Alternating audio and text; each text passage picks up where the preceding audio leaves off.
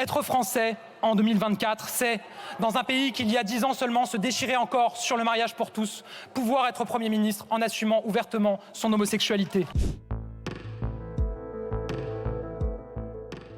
Notre agriculture est une force et notre fierté aussi. Alors je le dis ici solennellement, il y a et il doit y avoir une exception agricole française.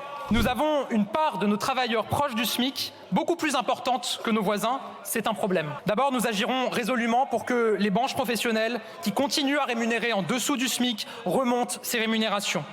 La revalorisation du SMIC au 1er janvier dernier en a fait redescendre une partie en dessous du SMIC. Je demande de poursuivre et amplifier la mobilisation pour des résultats rapides et je n'exclus aucune mesure pour y parvenir. Un salarié au SMIC, on ne peut accepter une France où beaucoup sont condamnés à rester proches du SMIC toute leur carrière.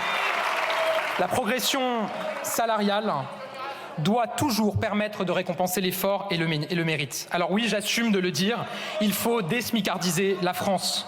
Il y a encore aujourd'hui trop de rendez-vous médicaux qui ne sont pas honorés.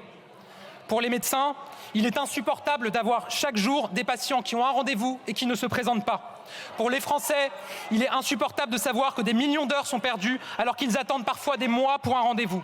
Je souhaite un principe simple qui se traduise par des mesures claires dès cette année. Quand on a rendez-vous chez le médecin et qu'on ne vient pas sans prévenir, on paye. Nous devons disposer de sanctions adaptées pour les mineurs de moins de 16 ans.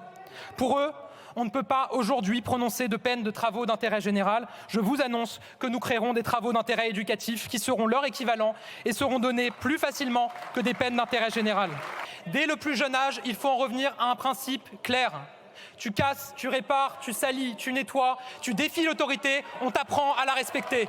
Et nous travaillerons avec les régions pour que les aides à l'installation des jeunes agriculteurs puissent être versées dans les prochaines semaines. Pour certains, cela fait plus d'1 an qu'ils attendent.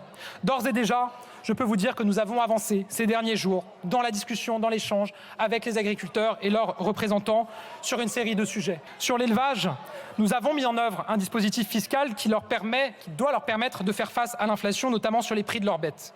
Nous le renforcerons pour protéger toujours davantage nos éleveurs. Sur Egalim, là c'est très clair. J'ai déjà parlé des amendes et des contrôles, mais je peux vous dire que toutes les amendes qui seront infligées à l'industrie et à la grande distribution seront réutilisées pour soutenir financièrement nos agriculteurs.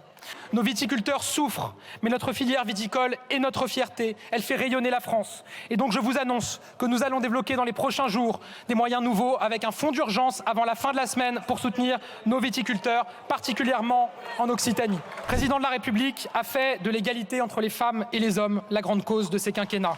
C'est le sens de la réforme du congé parental annoncée par le président de la République. Aujourd'hui, le congé parental ne laisse pas assez de revenus aux familles. Bien souvent, il est inégalement réparti dans le couple, éloigne durablement les femmes de l'emploi. Alors, comme toutes les inégalités, nous devons la combattre. Aussi, le congé parental sera transformé en congé de naissance de 6 mois, mieux rémunéré, que les parents pourront se répartir entre eux. Conquérir de nouveaux droits, c'est reconnaître et défendre sans relâche le droit des femmes à disposer de leur corps. Nous inscrirons le droit à l'interruption volontaire de grossesse au sein de notre texte fondamental de notre Constitution. Être français en 2024, c'est, dans un pays qui il y a 10 ans seulement se déchirait encore sur le mariage pour tous, pouvoir être Premier ministre en assumant ouvertement son homosexualité.